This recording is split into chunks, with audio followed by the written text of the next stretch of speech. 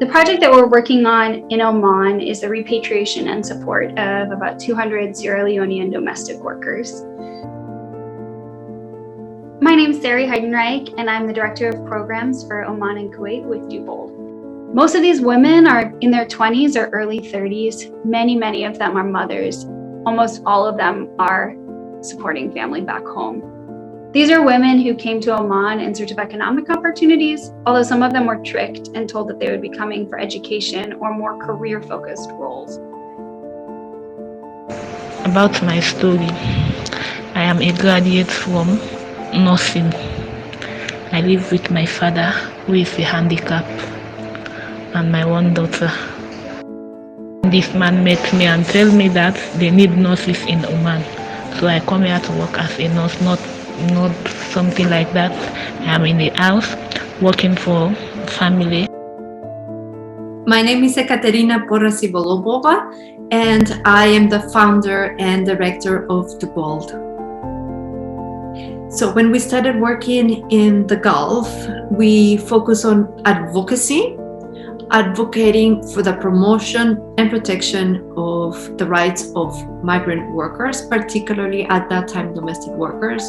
And we also worked on empowerment, empowering domestic workers to know their rights and also what to do with these rights.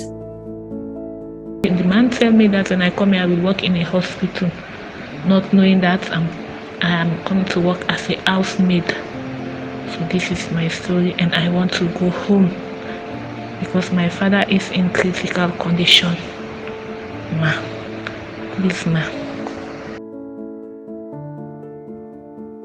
Hearing their stories and what they've gone through, working 12 to 18 hours a day, not having a day off in months, not being given a salary, not being given medical attention for injuries that they endured on the job.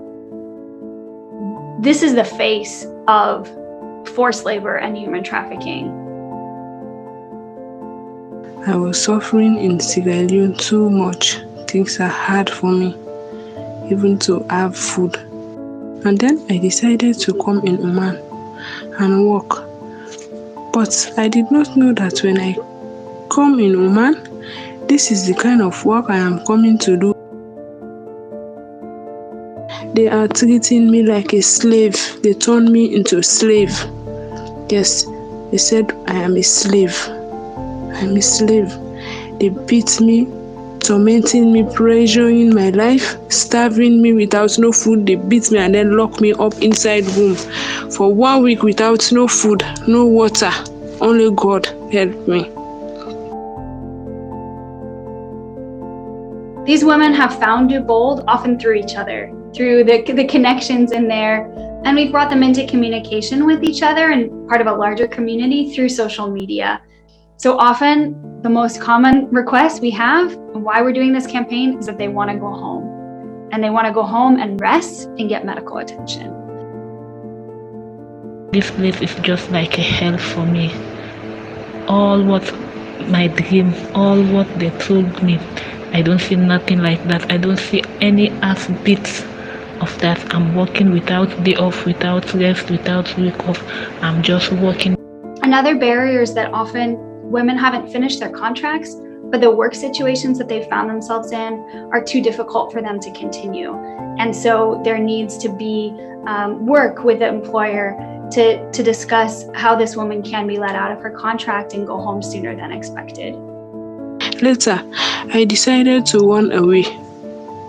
And now I am in the streets without no shelter. I am suffering outside. I'm really suffering, madam. And then I don't have my passport, my ID card, and the police are chasing me. They are after me. They said if they saw me, they will take me to jail for 2 years. They will take me to jail for 2 years.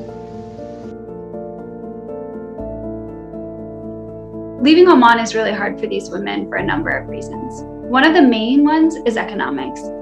Often they haven't been paid for a long time, or they've only received part of their salary. And unfortunately, the Sierra Leonean embassy doesn't have the budget to repatriate such a large number of workers. Over the past year, we've seen that the COVID-19 pandemic has created huge economic challenges all around the world. And nonprofit organizations and paragovernment organizations are not exempt from that.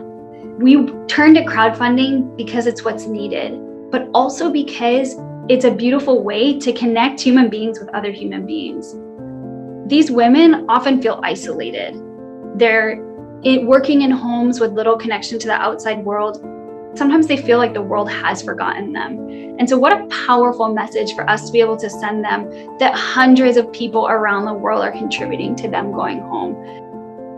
And so when you give to this project, you're not just giving to an organization, you're giving directly to a woman whose life will be changed because they can go home. You can be a part of that story. You can be a part of the story of a woman going home and being able to rest and recover from all that she's endured.